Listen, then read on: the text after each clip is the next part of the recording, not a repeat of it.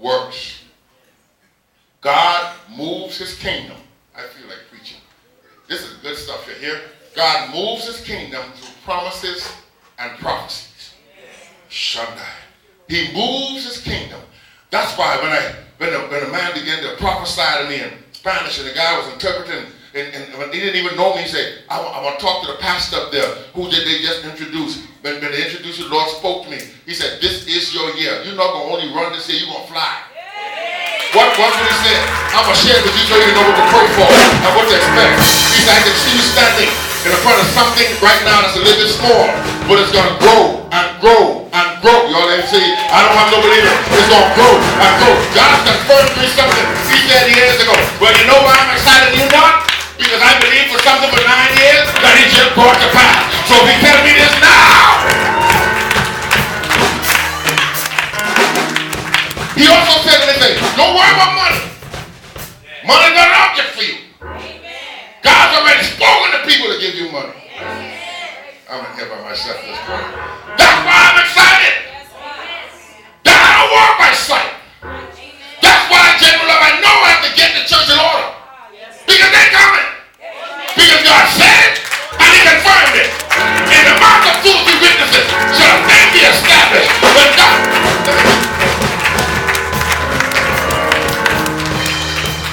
He announced it, Pastor. It's coming. It's already there. It's already appointed. What did God promise you? It's an announcement. It's coming. The times and the seasons in the hands of the Lord. I went back to study Abraham this morning based on that prophecy to see how God dealt with Abraham and timing. And if you read the Bible the wrong way, you would think all these things would happen right back to back.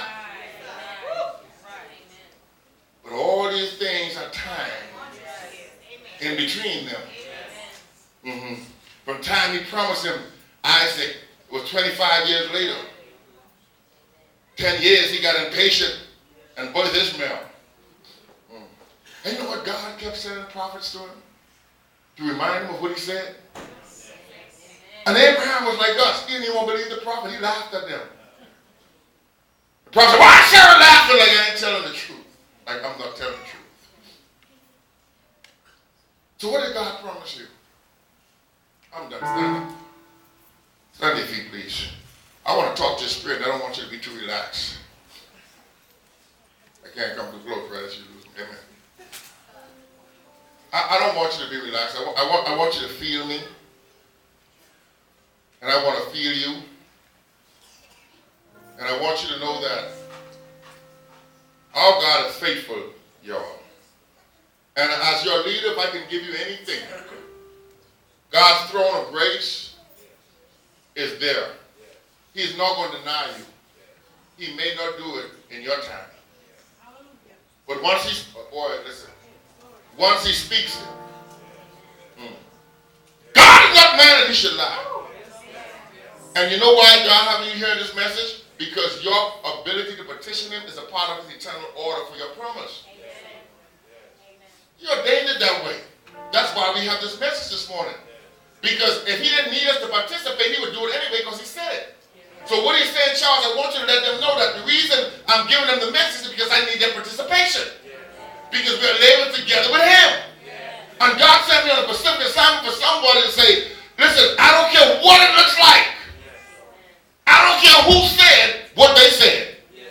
I don't care how much respect you have for them. I'm going to place authority in.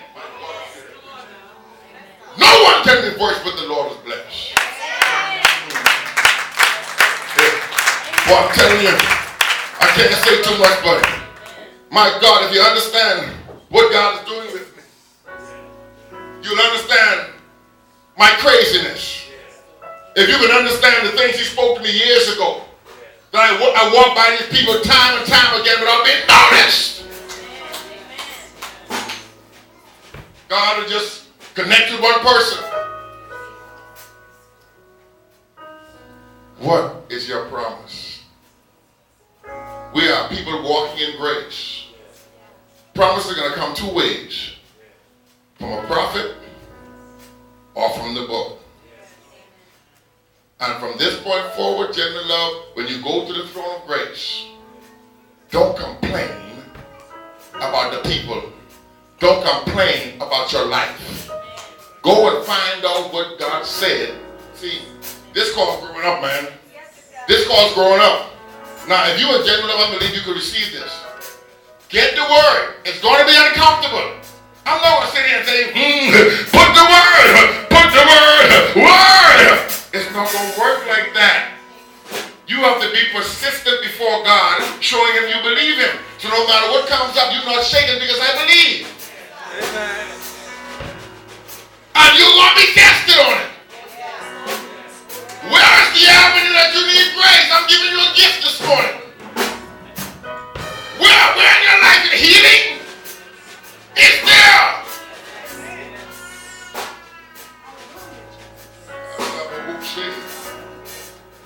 Don't tell him what he said about your healing. Don't complain about your sickness. Lord, you said many stripes of me. Glory to God. I'm not here alone. He was wounded for my transgression, bruised for my iniquity, and expecting you say that for the report to get worse. But if you really believe it, you won't change your mind. You'll keep saying it, but you don't think it's true. All right, God help me. Am I preaching good here? If I'm helping you, I just say amen. I want you to grab hands with your neighbor this morning. The thing that I hear God keep saying, Melinda, is whatsoever I promise. See, Abraham was our example of enduring.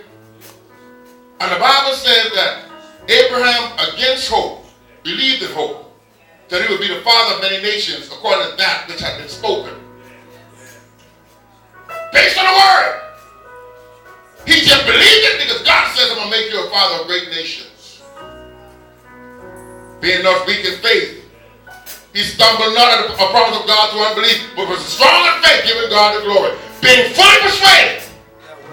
This is what I got to tell you this morning before I let you go. If you're going to live by faith, if you're going to go to the throne, you got to trust God implicitly. I should have put that in the message. Abraham was fully persuaded. You got to just believe God back. And no matter what you think, what God said is true. He's fully persuaded. Yes, sir. If I'm helping you, somebody say I'm persuaded. Say I'm persuaded. You got to have total trust and integrity and authority of I'm trying to help you. I know what it's like to have to go pray for something that God promised you for years, but it look like ain't no way it's going to happen. I know what that feels like. I know the devil beats you in your mind. I know how it looks impossible. But I thank him for what he promised me in any ways. Good double Hosai. When everything broke down, I thank him for it anyway. And because I kept walking.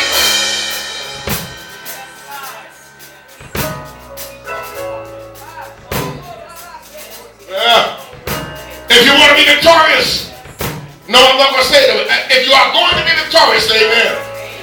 If you're going to be victorious, say amen. If you're tired of the same old, say amen. I need all those people who have made up your mind.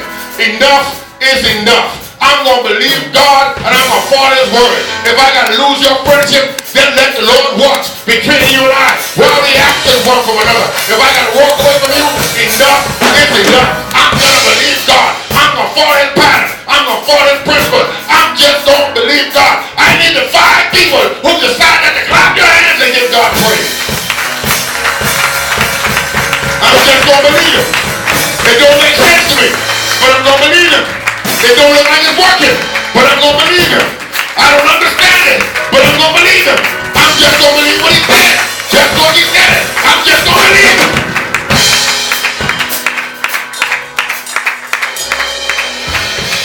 You know what I'm trying to get? I'm trying to get the people prepared to receive people. And you know what? Some of y'all might end up walking away from here in the next couple of weeks. I love you. Please stay. Love you too. But if you choose to leave, Deuces. listen. We have got to be a people for what we can get ready to walk into. God has made us a showpiece. I want you to remain standing. I know you're standing long. I'm on assignment here.